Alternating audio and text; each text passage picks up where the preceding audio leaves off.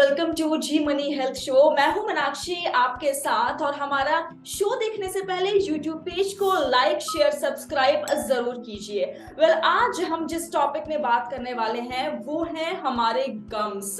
Gums infection क्यों हो जाते हैं, सिम्टम्स क्या होता है, ट्रीटमेंट क्या होते हैं, इन सब टॉपिक्स के बारे में बात करने के लिए मैं बुलाती हूं हमारे शो में डॉक्टर कृष्णा मेहता को, जो कि ओरल इम्प्लांटोलॉजिस्ट हैं, विन स्माइल डेंटल क्लिनिक में काम कर रही हैं as a director.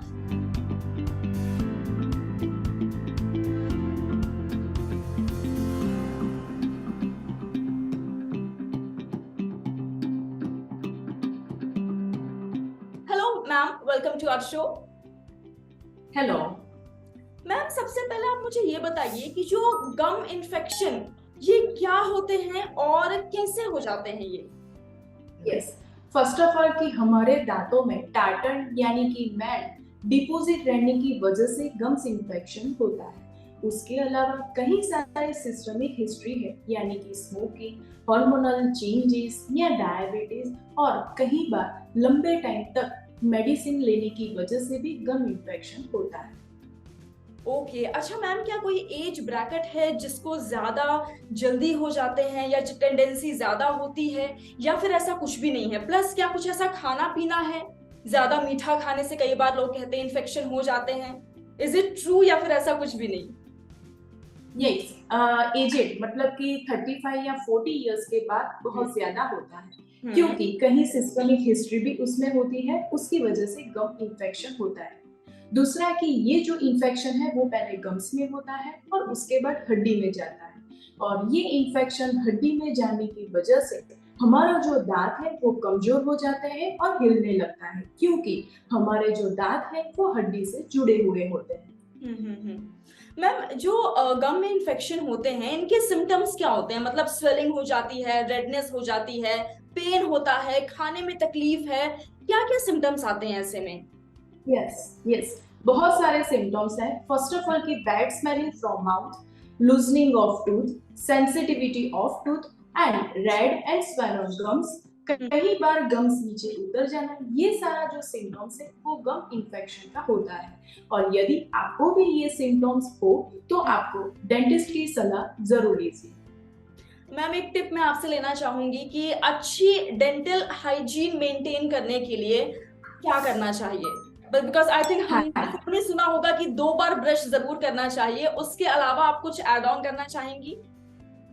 Yes, every 6 months dental checkup कराना चाहिए, ताकि कैविटी हो जाए या गम्स इन्फेक्शन हो जाए तो डेंटिस्ट जरूर गाइडलाइन दे। मैम, कितने टाइम में टूथब्रश को चेंज करना चाहिए? क्या इसका भी कुछ इम्पैक्ट एवरी होता थ्री है? Months every 3 months. Okay ma'am, कई बार ऐसा सवाल होता है कि क्या दांतों की सफाई करने से जो गम्स होते हैं, दांत होते हैं, क्या वो घिस जाते हैं? इसमें कितनी सच्चाई है? यस, ये डर और मीट की वजह से हमारा जो दांतों में टार्टर यानी कि मैं लंबे टाइम तक डिपॉजिट रहने की वजह से नुकसान होता है। दूसरा कि ये टार्टर में बैक्टीरिया होता है।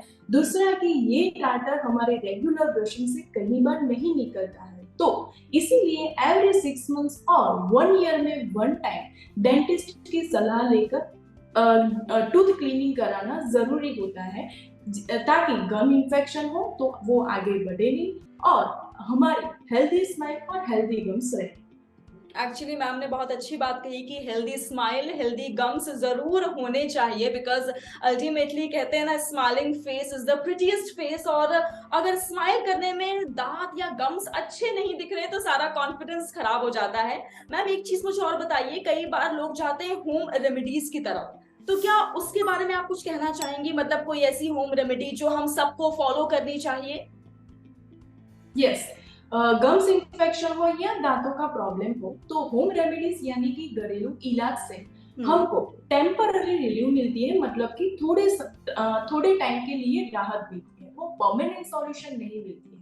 उसके लिए डेंटिस्ट की सलाह जरूर लीजिए, ताकि वक्त पर हमारी ट्रीटमेंट हो जाए। और दूसरा कि गम इन्फेक्शन और दांतों का भी प्रॉब्लम हो तो आगे बढ़े नहीं।